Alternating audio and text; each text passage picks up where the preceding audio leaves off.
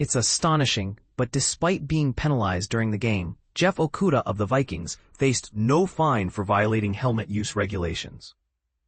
This has sparked significant conversations about the NFL's approach to player safety and the enforcement of their own rules. Since the NFL established a strict guideline against lowering the helmet to make contact with an opposing player, there has been a noticeable increase in the number of fines issued. However, it's interesting to note that officials are hesitant to throw penalties as frequently as one might expect. Take, for instance, the incident from the second quarter of the recent game where the Vikings triumphed over the Bengals with a score of 48-10. Okudah was flagged for illegal helmet use while trying to tackle receiver T. Higgins, who had successfully received a pass during Cincinnati's opening scoring drive. It's worth mentioning that a related image shows Okudah closing in on running back Samaje Perine in a different scenario.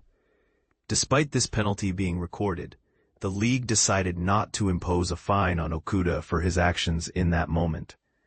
This raises an eyebrow given the NFL's previous track record with fining athletes for similar infractions. The challenge lies in the enforcement of this particular rule, which has proven to be quite complex. Several fines have faced reversals upon appeal, leading someone in the NFL decision-making hierarchy to speculate that if Okudah had been fined, it too would likely face a challenge.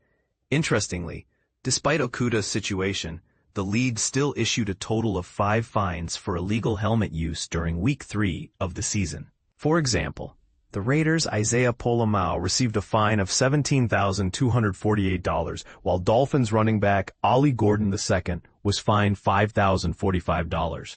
The fines didn't stop there. Saints defensive end Bryan Bresee faced $18,581 in penalties, and both Leonard Williams of the Seahawks and Fred Warner of the 49ers were fined $23,186 each. Notably, while Pola-Mao, Bresee, and Williams were penalized during their respective games, the other two, Gordon and Warner, were not penalized at all. This inconsistency raises critical questions about how these fines are levied and the criteria for enforcement. But here's where it gets controversial. Why was Okudah spared a fine while others faced steep penalties? It prompts us to ask whether these rulings are fair or if there's an inconsistency in enforcement that could lead to player dissatisfaction. What are your thoughts on the NFL's current rules and their enforcement? Do you think the league is doing enough to maintain player safety, or is there room for improvement?